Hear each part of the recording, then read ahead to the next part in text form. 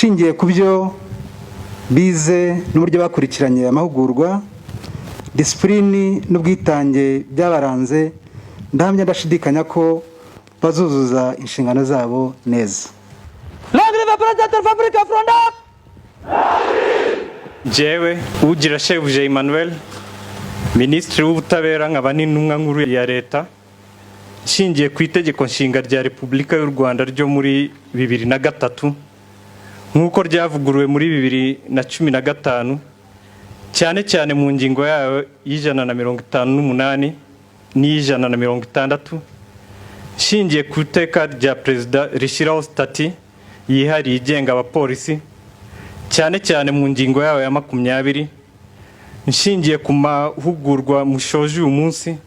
mukaba mwarujuje ibisabwa,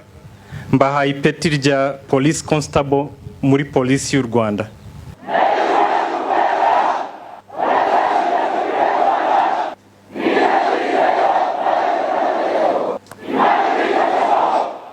Bapolisi mushoje amahugurwa uyu munsi,